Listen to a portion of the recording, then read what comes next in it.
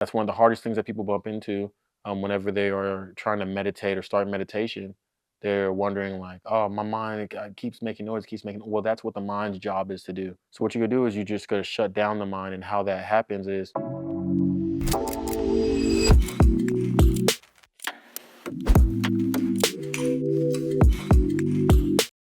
so wanted to touch base more on how the mind works and how it can start to lie to you at times. The mind works off of two hemispheres, the left brain and the right brain. Whenever you're operating more out of the left brain, you'll see that you'll be in more of a sympathetic response, right? Which is fight or flight. You feel more anxious. And what's healing is whenever you're in a parasympathetic state. But also, in research, it showed that whenever you operate on the left side of your brain, that's the side of the brain that tells you lies, tells you stories, starts making up things to make you go in one direction, distract you. They have also found that information that lies there. So what if whenever those stories start to come up and you start hearing these lies and you start feeling uncomfortable about yourself and who you are, and then now you're working out of these identities that once wasn't you, but through time has now manufactured and has created this identity that you now claim as you, but really who you are is within your spirit. So how do you find who you truly are whenever the lies are running, the distractions out in society, when all those are just running around and it's just clouding every part of your judgment? How do you figure out who you truly are and what is the right decision? All right. So when you're in this silence, everything, all the answers lie there. So how do you practice the silence? Some of the recommendations that I have is, so find time within your day, 10 to 15 minutes to start this practice where you are just sitting. One of the most important things is that you do have an erect posture. You don't want to be leaning and crunching over for a time because one, that's not going to be good for your spine. But then also you get more direct energy and connection whenever you're sitting upright. That's one of the hardest things that people bump into whenever they are trying to meditate or start meditation. They're wondering like, oh, my mind keeps making noise, keeps making. Well, that's what the mind's job is to do. So what you gonna do is you just gotta shut down the mind, and how that happens is the more that you sit silently, the words are gonna happen. Let them go. Make sure you don't have your phone in the room when you first start. If you're not comfortable with this kind of sitting in silence, I don't really call it meditation or of that nature. It's more so intention.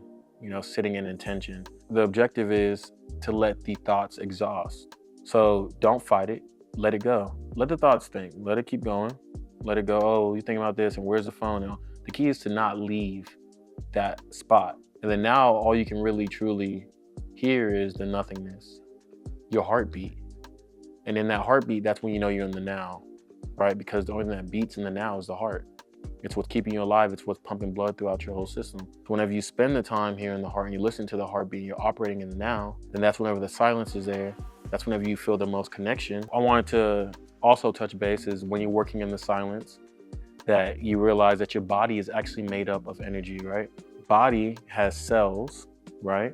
Valence electrons that produce a certain frequency, a certain vibration in the body. And when those valence electrons get close to each other and they create a cell, right? Or this atoms built together to create some cell. When these cells build up energy, right, to move, because they need some type of catabolic experience in order to just move around in your body. Otherwise, your body would just be still. That is energy, right? Well, if you look at physics, energy is moved once it has potential. You have to now take that potential energy and transfer it into kinetic energy. So that means that every human being that is in existence has potential. They have something that lies deeper in them that is an actual charge energetic frequency that can make them great, that can make them heal, that can make them fit, that can make them healthy. Whenever someone is telling you, oh, your body can't heal, oh, you have 3 months to live, oh, you have this, you have that, you just have to put yourself in the right position with the right provider.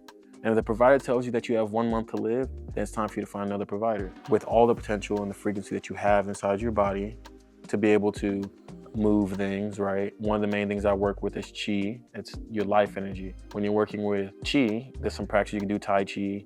I work with Qigong, which is moving the life energy in your body. So when you have stagnant Chi, right? Life energy, stagnant potential, then it will store in the body as some type of injury. So if you have this stagnant potential energy, maybe in your liver, then whenever you try to break down sugars, alcohol, different types of things, it won't work. It's stagnant. But then you go to a chiropractor or an acupuncturist or someone that is holistically educated in how to move that stagnant chi. You can heal these things without having to be on antidepressants, muscle relaxers. If we were to practice sitting silently and know that our body is made out of energy, and all we have to do is know how to move and get this energy into the proper positions, move it throughout the body, then I feel like a lot of healing can be done in this human body without having to just take pills for the rest of your life.